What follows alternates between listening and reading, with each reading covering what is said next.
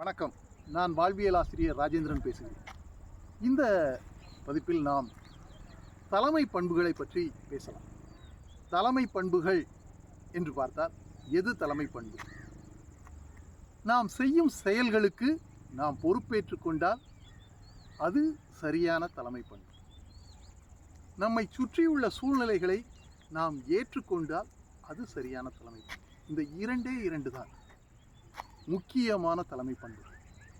சரி, இந்த தலைமை பண்புகளை பற்றி வாழ்வியல் ஆசிரியர் ஏன் சாதாரண மனிதர்களுக்கு சொல்லுகிறார்? நான் என்ன தலைவனா? நான் தலைவனா என்று நீ கேட்கலாம். யோசித்துப்பார். நிச்சயமாக நீ தலைவன்தான். ஏற்றுக்கொள்வதும் ஏற்றுக்கொள்ளாததும் உன்னுடையது. ஆனால் நீ தலைவன் என்பதில் எந்தவிதமான மாற்று கருத்தும் கிடையாது. ஏனென்றால் முதலில் நீ மாணவனாக இருக்கிறாய், வாழ்க்கையில் அடுத்து வேலைக்கு செல்கிறாய், ஒரு குடும்ப தலைவனாகிறாய்.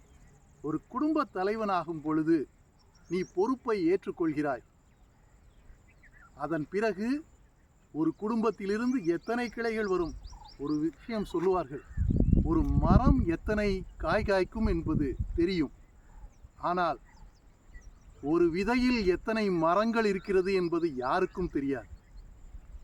அந்த வகையில் உன்னிடமிருந்து எத்தனையோ கிளைகள் மரங்கள் உருவாகி வரலாம். நன்றி.